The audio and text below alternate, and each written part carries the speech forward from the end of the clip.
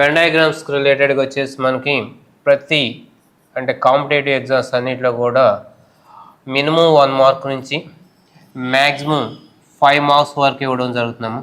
Minimum 1 mark to maximum 5 marks వస్తుంది any competitive exam.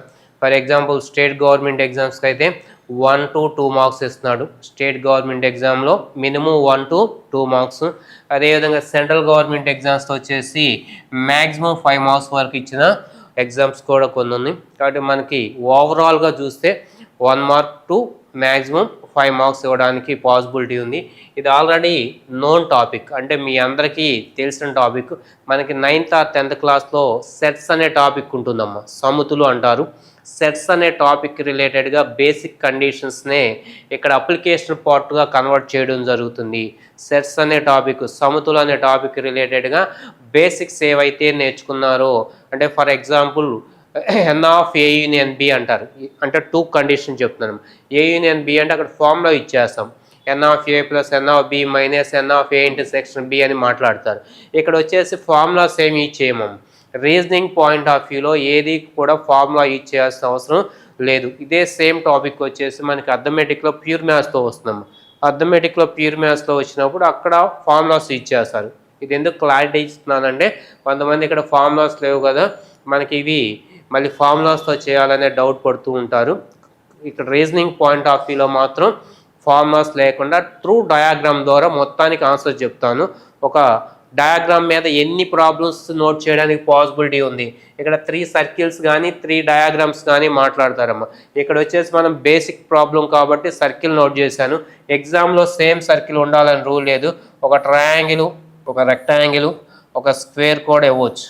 ఇలా ఇచ్చేసి ఇవే వాల్యూస్ అక్కడ ఎంటర్ చేయొచ్చు అమ్మ. ఇవే వాల్యూస్ని అక్కడ ఎంటర్ చేయొచ్చు. అది ఎగ్జామ్ పాయింట్ ఆఫ్ వ్యూలో అడుగుతారు. మనం బేసిక్ కాన్సెప్ట్ నేర్చుకున్న తర్వాత ఎగ్జామ్ ప్రాబ్లమ్స్ మళ్ళీ మనం నేర్చుకుంటాము. అప్పుడు మీకు అవి ఆ డయాగ్రామ్స్ చూద్దాం. ఫస్ట్ బేసిక్ కాన్సెప్ట్ వచ్చేసి 3 డిఫరెంట్ గేమ్స్ కానీ, 3 డిఫరెంట్ కలర్స్ కానీ, 3 డిఫరెంట్ ప్రొఫెషన్స్ కానీ, 3 డిఫరెంట్ డ్రింక్స్ కానీ ఏదైనా సరే తీసుకోవచ్చు అమ్మ. ఇక్కడ ఏదైనా సరే తీసుకోవచ్చు. మనం ఎగ్జాంపుల్కి గేమ్స్ తీసుకున్నాను నేను. హాకీ, క్రికెట్, కబడ్డీ అనే 3 గేమ్స్ తీసుకుని వాటి లోపల ఇంటర్నల్గా ఉన్న ప్లేసెస్లో డిజిట్స్ కానీ, లెటర్స్ కానీ, సింబల్స్ కానీ, ఎగ్జామ్లో డిజిట్స్ కానీ, లెటర్స్ కానీ, సింబల్స్ కానీ ఏవైనా ఇవ్వచ్చాము. ఏదైనా ఇవ్వడానికి పాసిబిలిటీ ఉంది ఎగ్జామ్లో. కాబట్టి మనం ఫస్ట్ నెంబర్తో చెప్తున్నాం, తర్వాత కొన్ని లెటర్స్ కూడా ట్రై చేస్తాము. కాబట్టి ఇక్కడ ఉన్న ప్లేస్లు ఏమి ఇండికేట్ చేస్తాయి అనేది మెయిన్గా మనం నేర్చుకోవాలమ్మా. ఈ ప్లేసెస్ ఏం ఇండికేట్ చేస్తాయి తెలిస్తే మనకి వితౌట్ ఫార్ములాతో మనం ఆన్సర్ చేయడానికి అవకాశం ఉంటుంది. విత్ ఫార్ములాతో చేయొచ్చు, బట్ టైం టేకింగ్, మనకంత టైం తీసుకునే మోడల్స్ అయితే రావు. ఇక్కడ జస్ట్ డయాగ్రాము ప్లేసెస్ని బేస్ చేసుకుని మనం ఆన్సర్ చేయడం అనేది ఈజీ వస్తుంది. కాబట్టి ఇక్కడ వచ్చేసి 3 ఇంటర్సెక్టెడ్ ఏరియా అంటే 3 కలిసిన ప్రదేశం అంటే ఇక్కడ 1 ఉంది, లేదా రేపు లెటర్ ఏ ఉండొచ్చు, లేదా ఎక్స్ ఉండొచ్చు, వాడి ఇష్టం. ఈ 3 కూడా ఇంటర్సెక్ట్ అయిన ఏరియాలో వచ్చేసి 1 ఇచ్చారు. ఇక్కడ వచ్చేసి 2 ఇంటర్సెక్ట్ అయిన ఏరియా, ఈ 2 కలిసిన ప్రదేశం, ఇది కూడా 2 ఇంటర్సెక్టెడ్ ఏరియా అంటారు. ఇక్కడ కూడా 2 ఇంటర్సెక్టెడ్ ఏరియా. ఇంటర్సెక్టెడ్ అంటే ఏం లేదమ్మా, 2 కలిసిన ప్రదేశం. 2 డయాగ్రామ్స్ అంటే బొమ్మలు అంటాం తెలుగులో. 2 బొమ్మలు కలిసిన ప్రదేశాన్ని ఇంటర్సెక్టెడ్ ఏరియా అంట. మరి ఈ 6 ఏంటంటే ఓన్లీ 1. ఓన్లీ 1 అంటే హాకీ. అదేవిధంగా 5 వచ్చేసి ఓన్లీ క్రికెట్. కబడ్డీ వచ్చేసి ఓన్లీ 7కి రిలేటెడ్గా ఇస్తారు. కాబట్టి ఇవన్నిటి మీద మనకి ఎన్ని క్వశ్చన్స్ వస్తాయో మొత్తం ఒకసారి డిస్కస్ చేస్తామమ్మా. మొత్తం 30 క్వశ్చన్స్ వస్తాయమ్మా, 30 క్వశ్చన్లు వస్తాయి. ఈ 30 క్వశ్చన్స్కి మనకి అర్థమైతే ఇంకా మీకు ఏ కాంపిటేటివ్ ఎగ్జామ్ అయినా, ఏది క్లర్క్ నుంచి సివిల్ సర్వీస్ వరకు మీరు ఏ ఎగ్జామ్ అయినా అటెంప్ట్ చేయండి, 1 మార్క్ అయితే గ్యారంటీగా వస్తుంది. ఈ టాపిక్ నుంచి మినిమం 1 మార్క్ గ్యారంటీ. మీరు ఈ 30 క్వశ్చన్స్ విన్న తర్వాత ప్రీవియస్ పేపర్స్ కానీ, లేకపోతే సివిల్ సర్వీస్ రిలేటెడ్ స్టాండర్డ్లో ఉన్న పేపర్స్ కానీ ఏదైనా ఓపెన్ చేయండి. ఈ నాలెడ్జ్తో మీరు ఆన్సర్ చేయడానికి పాసిబిలిటీ ఉంటుందమ్మా. కాబట్టి 30 క్వశ్చన్స్కి రిలేటెడ్గా ఎలా ఫ్రేమ్ చేసాం అనేది ఒకసారి చూస్తే మీకు అర్థమవుతుంది. ఇక్కడ ఫస్ట్ వన్ చూడము, how many players play 3 games అన్నా ఆల్ గేమ్స్ అన్నా ఒకటేనమ్మా. రేపు ఎగ్జామ్లో ఏదో ఒకటే ఇస్తాడు. నేను ఇక్కడ 2 ఎందుకు ఇచ్చానంటే మీనింగ్ కోసం. How many players play 3 games అన్నా ఆల్ గేమ్స్ అన్నా మీనింగ్ ఒకటే. తెలుగులో అయితే 3 ఆటలు ఆడేవారు ఎంతమంది? 3 ఆటలు ఆడేవారు, 3 ఆటలు ఆడేవారు ఎంతమంది కలరు, లేదా ఎంతమంది? 3 ఆటలు ఆడేవారు ఎంతమంది?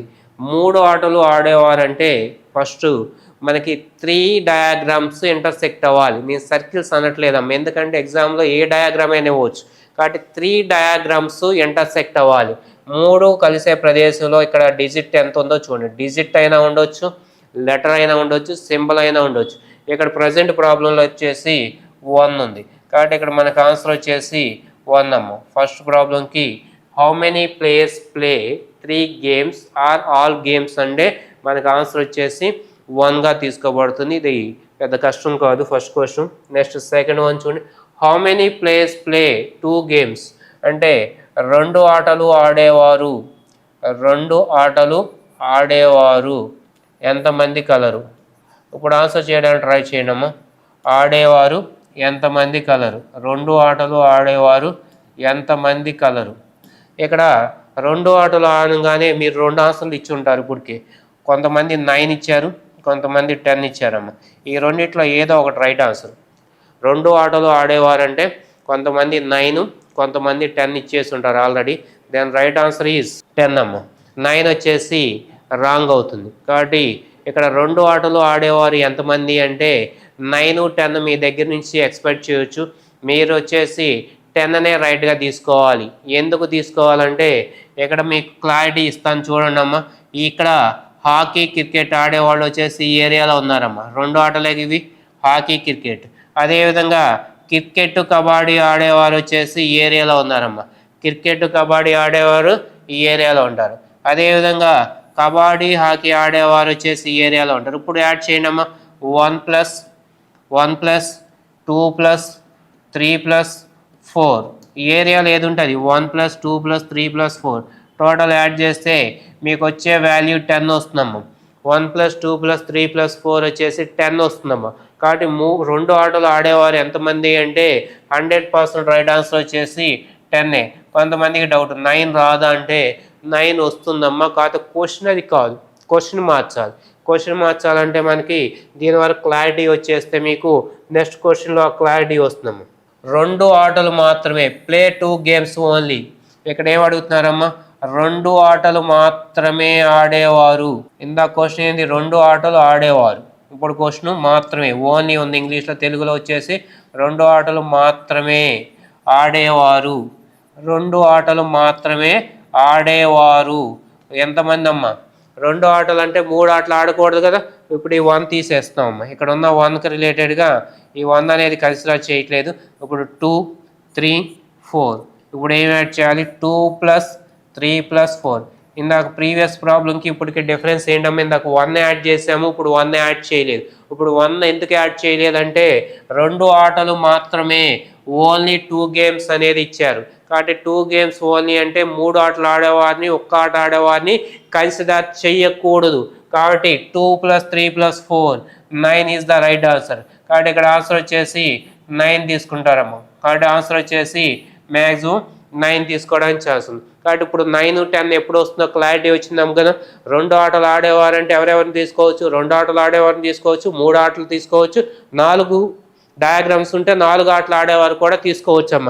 ఇక్కడ మనకి 2 ఆటలు ఆడేవారిని అడిగినప్పుడు 2 కానీ 3 కానీ 4 కానీ ఇంకెన్ని ఉన్నా తీసుకోవచ్చు. కానీ ఓన్లీ 2 గేమ్స్ అంటే మాత్రం ఇంకెవరిని తీసుకోకూడదు. 2 గేమ్స్ ఆడేవాళ్ళు అంటే ఈ 2, 3, 4 వీళ్ళు మాత్రమే 2 ఆటలు ఆడుతున్నారమ్మా. ఇంక వీళ్ళు వచ్చేసి 3 ఆటలు ఆడతారు, వీళ్ళు వచ్చేసి 1 గేమే ఆడుతున్నారు. కాబట్టి 2 ఆటలు ఆడేవారంటే 2 + 3 + 4 ఇలా రెండిటికి ఓన్లీ 2కి 2 మాత్రమేకి చిన్న డిఫరెన్స్ ఉందమ్మా. అది అబ్జర్వ్ చేస్తే మీకు 100% రైట్ ఆన్సర్ రావడానికి పాసిబిలిటీ ఉంటుంది. వెన్ డయాగ్రామ్స్ రిలేటెడ్గా మనం బేసిక్స్ వరకు ఇప్పుడు ప్రజెంట్ నేర్చుకున్నాము. 30 క్వశ్చన్స్ రిలేటెడ్గా ఎలా క్వశ్చన్ అడుగుతారు, ఏ క్వశ్చన్ అడిగితే ఎలా చేయాలనేది బ్రీఫ్గా మనం ఒకసారి చూసాం. వీటికి సంబంధించి డయాగ్రామ్స్ చేంజ్ అవుతాయి. అదేవిధంగా 4 డయాగ్రామ్స్ రావచ్చు, 5 డయాగ్రామ్స్ రావచ్చు, ఎన్నైనా వచ్చమ్మా. 4 కానీ 5 కానీ మ్యాక్సిమం అడగడానికి ఛాన్స్ ఉంది. మన బేసిక్ కాన్సెప్ట్లో ఏవైతే క్వశ్చన్స్ ఇచ్చామో సేమ్ క్వశ్చన్స్ రిలేటెడ్గా మాత్రమే ఫ్రేమ్ చేయడానికి అవకాశం ఉంది.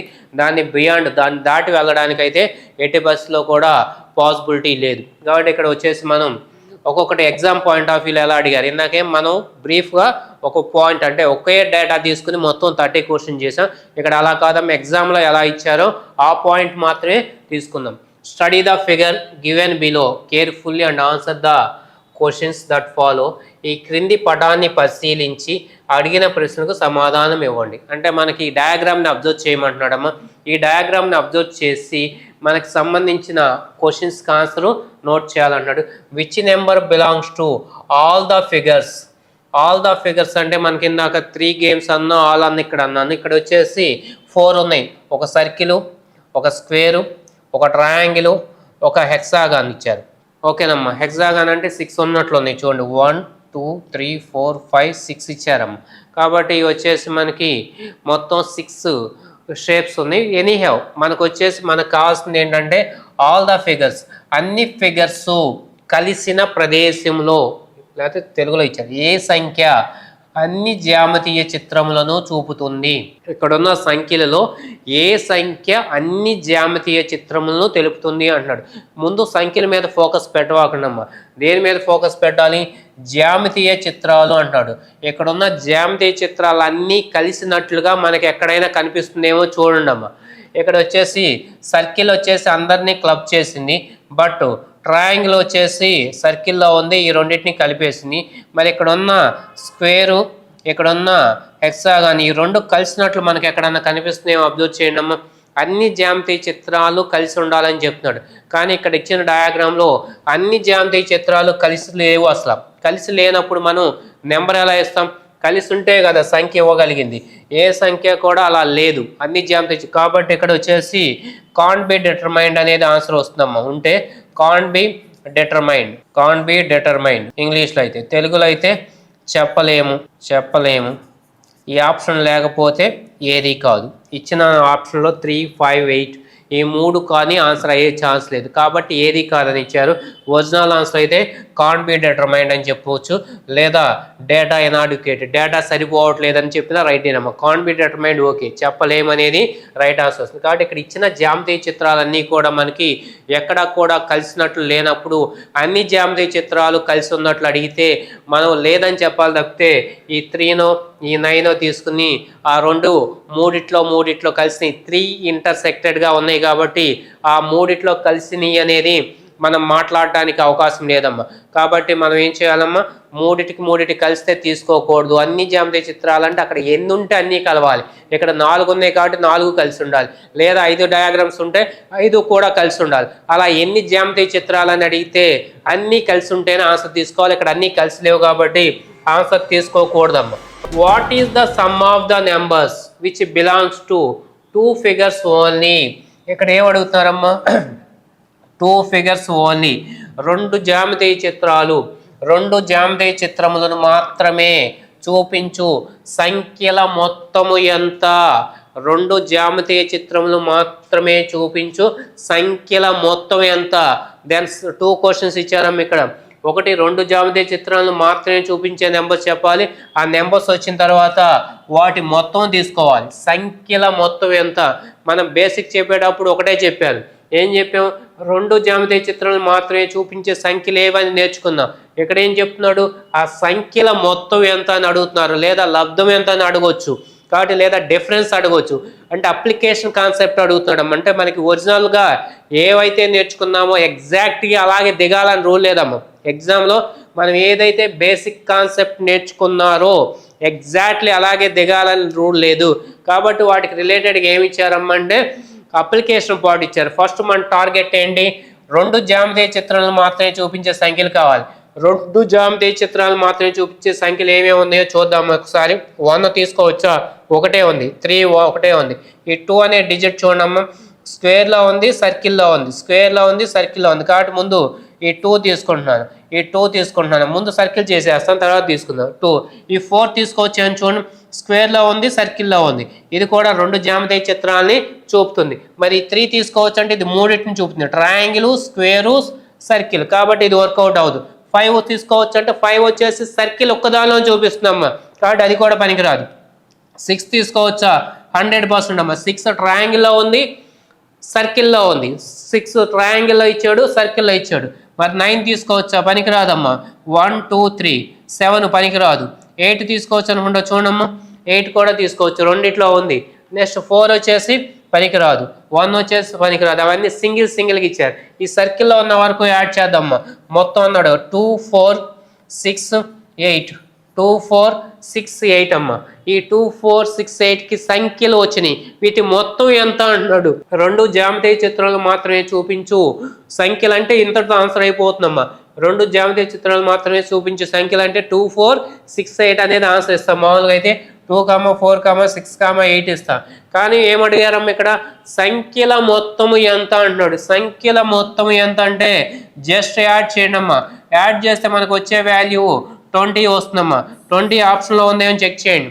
20 ఆప్షన్లో ఉందంటే 100% కూడా 20ని తీసుకోవడానికి అవకాశం ఉందమ్మా. కాబట్టి ఇక్కడ వచ్చేసి 2 జ్యామితీయ చిత్రములు మాత్రమే చూపించు సంఖ్యల మొత్తము ఎంత అన్నప్పుడు మనకు సంబంధించి ఎక్కడైతే 2 డయాగ్రామ్లో జ్యామితీయ చిత్రాల్లో 2 జ్యామితీయ చిత్రాలకు సంబంధించి ఎక్కడైతే సర్కిల్ చేశారో అవి మాత్రమే చూపిస్తున్నాయి. కాబట్టి what is the sum of the numbers which belongs to 2 figures only అంటే 2 ఫిగర్స్ని మాత్రమే చూపించే సంఖ్యల్ని మాత్రమే తీసుకోవాలమ్మా. వేరే 1 కానీ 3 కానీ తీసుకోకూడదు. 4 ఎలాగూ లేవు. ఫస్ట్ క్వశ్చన్ చెప్పాం కదా 4 ఎక్కడా లేదని. కాబట్టి 1 కానీ 3 కానీ ఎక్కడా తీసుకోకూడదమ్మా. కాబట్టి ఇక్కడ వచ్చేసి 2 జ్యామితీయ చిత్రాలు మాత్రమే చూపించే సంఖ్యలు అంటే 2 ఒకటి ఉంది, 4 ఒక సంఖ్య ఉంది, 2 6 అనేది ఒకటి ఉందమ్మా, 8 అనే సంఖ్య ఒకటి ఇచ్చారు. కాబట్టి వీటిని మాత్రమే యాడ్ చేయాల్సిన అవసరం ఉంటుంది. మనం యాడ్ చేస్తే వచ్చిన వాల్యూ 20 అమ్మ.